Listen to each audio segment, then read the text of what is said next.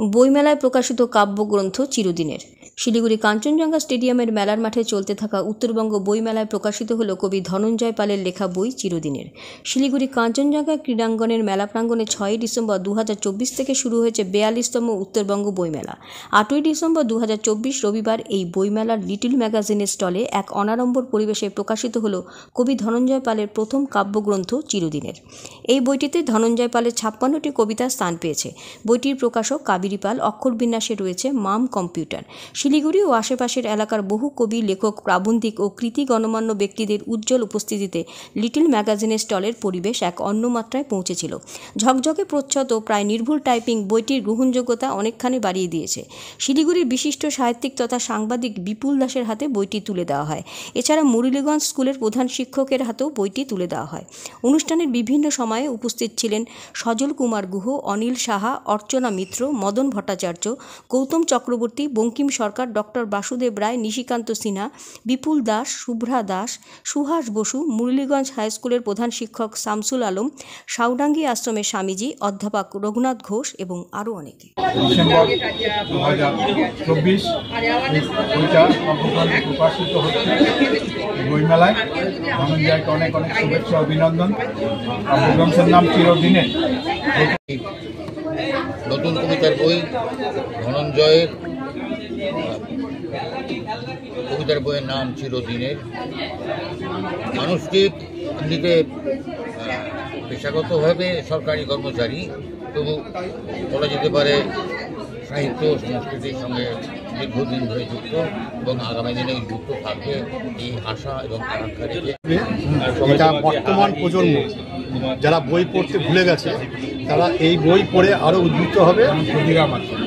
যেমন ক্ষুদিরাম এবং এই প্রজন্ম যাতে এই বইয়ের প্রতি আরও বেশি আকৃষ্ট হয়, এটাই আমার অনুরোধ রইল। এই ধরনের আপনি লেখালেখি আরও করুন।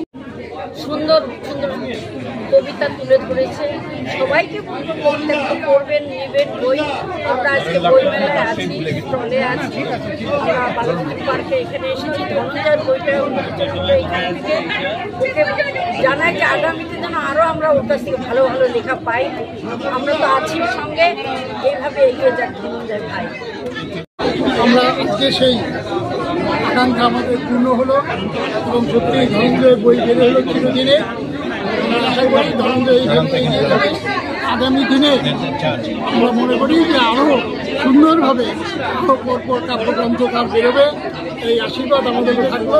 নিশ্চয়ই ভবিষ্যতে আরও বড় হবে এবং আরও কাব্যগ্রন্থ বের হবে। তিনি ছিলেন, সেই লড়াই ছেড়ে করম মিলিয়ে লড়াই করছে বঙ্কিম সরকার। এখানে লিপি নিয়ে দাদা, তাই তো ভালো লাগছে না? হ্যাঁ, খুব ভালো লাগছে।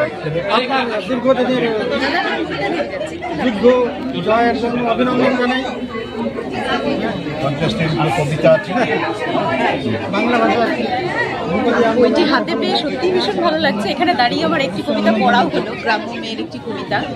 পুরো বই পড়ে বাকিটা অবশ্যই জানাবো। ধনঞ্জয় পালের প্রথম বই কাব্যগ্রন্থ চিরদিনের। 50-এর উপরে কবিতা আছে। আমাদের ভালো লাগছে ইসলামপুরের সাহিত্যপ্রেমীরা চলে এসছে। নিশিকান্ত সিনহা, ডক্টর বাসুদেব রায় আমাদের মাঝে আছে। একটা অনুষ্ঠান শেষে আমরা এখানে এসেছি সবাই। বাংলা ভাষা ধ্রুপদী সম্মান পেয়েছে। আর পৃথিবীর 20তম ভাষা বাংলা গত 3 অক্টোবর থেকে পেয়েছে।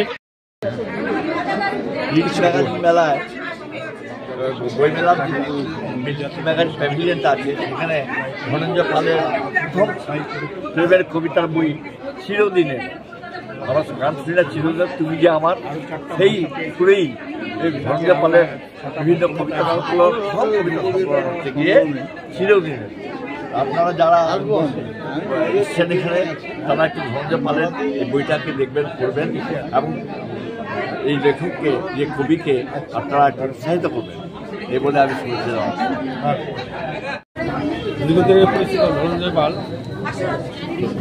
অবশেষে একটা বই করতে পারলেন, এটা আমাদের একটা আনন্দের খবর। কারণ ওনাকে বহু মোটামুটি তাগিদ দেওয়া হচ্ছিল যে উনি যেন একটা গ্রন্থ প্রকাশ করেন, আর সেটা পূর্ণ হলো। এবং সেই অনুষ্ঠানে আমি নিজের থাকতে পেয়ে ধন্য মনে করছি। আর এই সাহিত্য জগতে আগামীতে আরও